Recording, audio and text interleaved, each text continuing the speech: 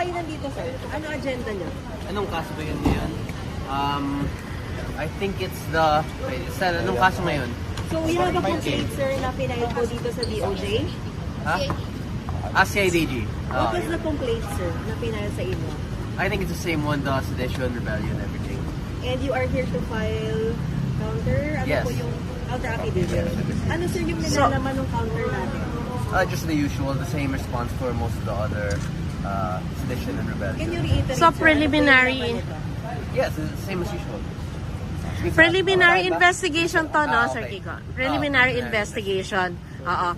So, what do you want to point out in your counter affidavit po? Ano po yung sagot ninyo na hihahain sa inyong counter affidavit? Well, it depends on what specific case this is because I've received many complaints and many cases on various different posts and various different speeches that I've made that I release in my online accounts. So, it depends on which one this is kasi sobrang dami na hindi ko na madami alam na. kung ano to. Pero anong But basis yeah, nito, sir? I've read of my counter affidavits, of my responses to the cases.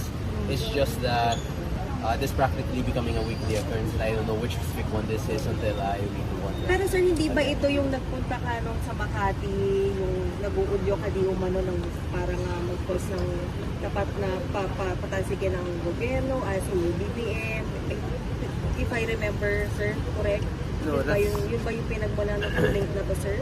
That's incorrect because I did not specifically state during the October 12 protest. I did not specifically state to remove Marcos through rebellious methods, but rather that one was last week, 2 weeks ago, yung sa Makati, if I remember correctly. Pero dito, sir, you're not And I sure think that kung was a ano private yung- complainant from the Marinas Village. But this one, sir, CIDG ang Yes, nag-file I sa believe this inyo. was CIDG. Pero anong particular instance po yung pinagmulan? Parang yung post na to, yung sa Mindanao actually.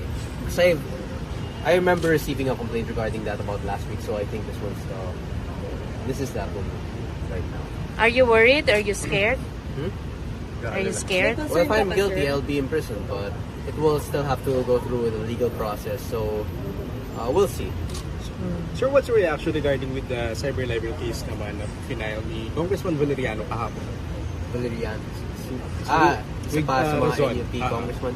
Well, it's not specifically named, so I don't think that case will. Because what I have stated in the remove post is that NUP congressman, but he is not specifically named, and I don't think he can justify to court how much damages were made to his reputation because his name was not specifically within that, and he might not have even been mentioned there, as it only stated the plural form of NUP congressman without specifically stating that all congressmen were there. Pero sir, nag-apologize kayo last time with to Enrique Razon. Bakit parang biglang binawi niyo sir yung post niyo? No, the post was already removed before the apology. It was actually removed about an hour after. And secondly, the apology is due to a personal conflict rather than the one related to the case itself. So the case will still push through. Kung ba may reaction ka, impeachment case, I mean, lagi namang may impeachment case si Marcos, so we'll see. I mean, okay lang. Lagi namang nagkakaroon ng issue ang Marcos administration. The impeachment case is just repetitive at this point, but we'll see where it goes. Pero sir, pabor kayo sa impeachment? Pabor kayo sa impeachment?